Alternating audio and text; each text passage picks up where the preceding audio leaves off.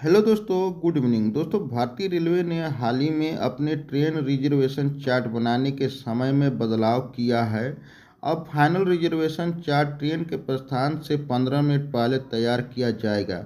यह निर्णय यात्रियों की सुविधा को ध्यान में रखते हुए लिया गया है, जिससे अंतिम समय में टिकट बुक करने वाले यात्रियों को बेहतर अनुभव मिल सके। पहले यह चार्ट ट्रेन के प्रस्थान से 5 मिनट पहले तैयार होता था, जिसके कई बार यात्रियों को असुविधा का सामना करना पड़ता था। इसके बदलाव का मुख्य उद्देश्य उन यात्रियों की समस्याओं को हल करना है जो अंतिम समय में यात्रा करने की योजना बनाते हैं। इससे यात्रियों को अधिक सटीक और ताज़ा जानकारी प्रदान की जा सकेगी, जिससे उन्हें अपनी यात्रा की योजना बनाने में आसानी होगी। इसके अलावा भारतीय रेलवे ने वेटिंग लिस्ट टिकट के लिए भी नए नियम लागू किए हैं, जिनके अनुसार अब एसी वेटिंग लिस्ट वाले यात्री स्लीपर या एसी कोच में यात्रा नहीं कर सकेंगे। तो दोस्तों, आप लोगों से रिक्वेस्ट है कि मेरे चैनल पर पहली बार आए हैं तो मेरे चैनल को सब्सक्राइब करके बेल आइकन को दबा दें, ताकि आप लोगों को ऐसे नोटिफिकेशन पहले मिल जाए। दोस्तों, आप लोगों को बता दें कि नए जो नियमों के जो लाभ हैं उसके बारे में आप लोग जान लीजिए कि अधिक सुविधा, यात्रियों को अधिक सटीक और ताज़ा जानकारी मिलेगी, जिससे उन्हें अपनी यात्रा की योजना बनाने में आसानी होगी।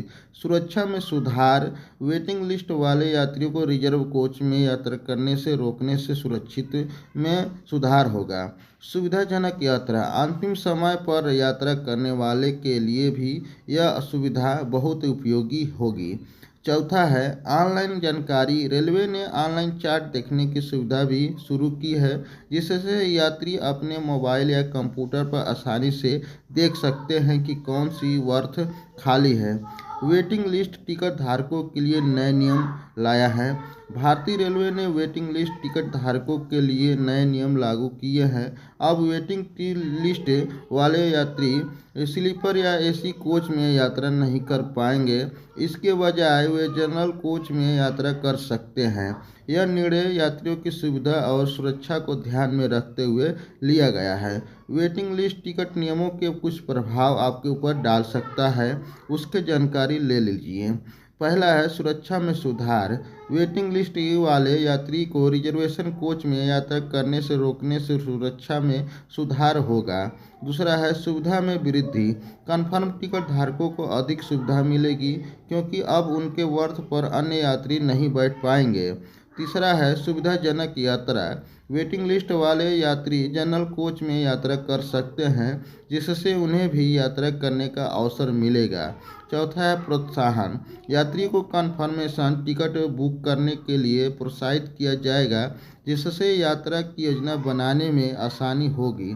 टिकट बुकिंग और रद्द करने के नियम आपको बता देता हूं कि भारतीय रेलवे ने टिकट बुकिंग और रद्द करने के नियमों में भी बदलाव किया है। अब टिकट बुकिंग की अवधि 60 दिन की तक सीमित कर दी गई है, जो पहले 120 दिन थी। इसके अलावा तत्काल टिकट बुकिंग के समय में भी बदलाव किया गया है।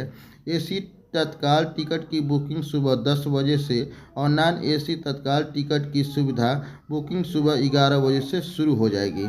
टिकट बुकिंग नियमों के कुछ प्रभाव हैं। पहला है लचीलापन बढ़ाना।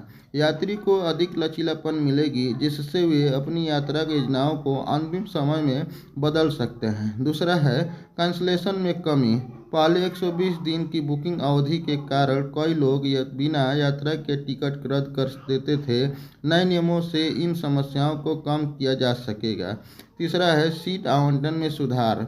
आर्टिफिशियल इंटेलिजेंस का उपयोग करके सीट आवंटन प्रक्रिया को अधिक प्रभावी बनाया गया है। दोस्तों, और आपको बता देता हूं कि भारतीय रेलवे ने नए नियमों से यात्रियों को अधिक सुविधा और सुरक्षा मिलेगी। फाइनल रिजर्वेशन चार्ट को ट्रेन के प्रस्थान से 15 मिनट पहले तैयार कर से यात्रियों को अधिक सटीक जानकारी मिलेगी। इसके अलावा वेटिंग लिस्ट टिकट धारकों के लिए नए नियमों से सुरक्षा और सुविधा में सुधार होगी।